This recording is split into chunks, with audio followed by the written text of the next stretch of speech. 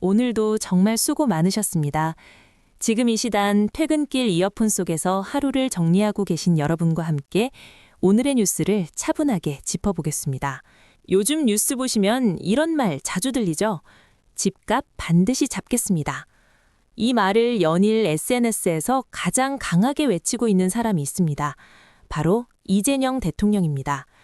요즘 대통령의 메시지를 보면 표현이 꽤 세졌습니다. 망국적 부동산 투기를 멈춰야 한다. 무슨 수를 써서라도 집값 안정을 이루겠다. 정치권도 부동산 시장도 동시에 술렁이고 있는데요. 도대체 왜 이렇게까지 강하게 말하는 걸까요? 가장 큰 이유는 여전히 수도권 집값입니다. 정부가 지난해에만 여러 차례 부동산 대책을 내놨지만 집값이 잡히고 있다라고 말하기엔 아직 어렵다는 판단이 깔려 있습니다. 특히 투기 심리가 좀처럼 꺾이지 않고 있다는 게 정부의 시각입니다. 여기에 하나 더 중요한 포인트가 있습니다. 바로 오는 6월 3일 지방선거입니다. 정부 입장에선 집값을 잡느냐 못 잡느냐가 선거 결과에 직접적인 영향을 줄 수 있다고 보는 거죠. 다주택자나 고가주택 보유자의 반발이 예상되긴 하지만 이들이 특정 지역에 집중돼 있다는 점을 고려하면 강도 높은 정책이 오히려 선거에 유리하다고 판단했을 가능성도 있습니다. 또 하나의 배경은 돈의 흐름입니다. 이재명 정부는 그동안 부동산에 몰려있던 자금을 주식과 금융시장으로 옮겨서 경제 전반을 성장시키겠다는 구상을 내세워왔습니다. 최근 코스피가 5,000선을 넘나드는 상황도 이런 기조에 힘을 실어주고 있다는 분석이 나오고요. 그렇다면 실제로 뭘 하겠다는 걸까요? 대통령이 최근 가장 분명하게 못 박은 건 다주택자 양도소득세 중과유의 종료입니다. 쉽게 말해 집을 여러 채 가진 사람이 집을 팔아 이익을 보면 일반 사람보다 훨씬 높은 세금을 내게 하는 제도인데요. 이 제도는 그동안 준비 시간이 필요하다는 이유로 미뤄져 왔습니다. 하지만 정부는 말했습니다. 5월 9일, 이번엔 진짜 끝입니다. 그 이후로는 다주택자가 집을 팔면 세금을 꽤 많이 내야 한다는 뜻입니다. 그래서 지금 시장에선 그 전에 집을 내놓을까 고민하는 사람들도 늘고 있습니다. 여기서 잠깐 알고 가자 시사용어입니다.